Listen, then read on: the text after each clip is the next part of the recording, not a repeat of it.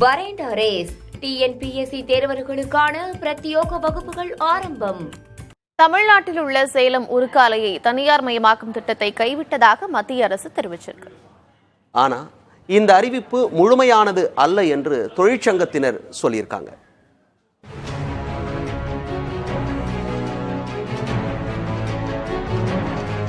பொதுத்துறையைச் சேர்ந்த மகாரத்னா அந்தஸ்து பெற்ற செயில் நிறுவனம் கடந்த 1972 ஆண்டு மே மாதம் சேலத்தில் துருப்பிடிக்காத லேசான எஃகு தயாரிக்க தொடங்கியதுதான் சேலம் உருக்கு ஆலை.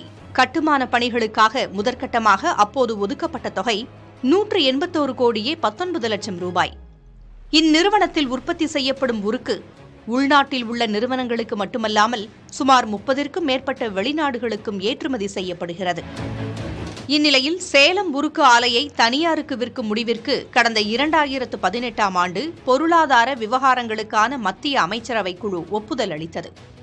இதை எதிர்த்து அந்நிறுவன தொழிலாளர்கள் பல கட்ட போராட்டங்களில் ஈடுபட்டு வந்தனர். தொடர்ச்சியாக 2019 ஆண்டு சேலம் உருக்கு ஆலையை விற்பனை செய்ய ஏலம் விடப்பட்ட நிலையில் ஏராளமான விண்ணப்பங்கள் வந்ததாக தெரிவிக்கப்பட்டது. இச்சூழலில் சேலம் உருக்கு ஆலையை வாங்க விண்ணப்பித்தவர்கள் அதன் பிறகு அந்நிறுவனத்தை வாங்க ஆர்வம் காட்டவில்லை என்று முதலீடு மற்றும் பொதுச்சொத்தை நிர்வகிக்கும் துறை தெரிவித்துள்ளது. மேலும் சேலம் உருக்காலையை தனியாருக்கு விற்கும் திட்டத்தை கைவிட்டிருப்பதாகவும் அறிவிக்கப்பட்டுள்ளது. இந்த அறிவிப்பு முழுமையானது அல்ல என்று கூறும் தொழிற்சங்கத்தினர் இதற்கான காரணங்களையும் விவரிக்கின்றனர்.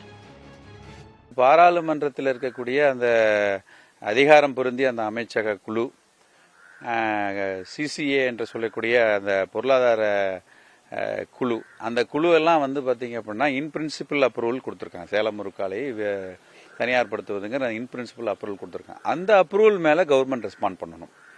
இப்போ இந்த ப்ராசஸை தான் இவங்க வந்து தள்ளுபடி பண்ணியிருக்காங்க, நிறுத்தி வச்சிருக்காங்க, ரத்து பண்ணியிருக்காங்க அப்படின்னு சொல்லலாம். இப்போ ஆனால் அந்த ப்ராசஸுக்கு பின்புலமாக இருக்கக்கூடிய இந்த இன் பிரின்சிபல் அப்ரூவலை வந்து அரசு ரத்து செய்யணும்.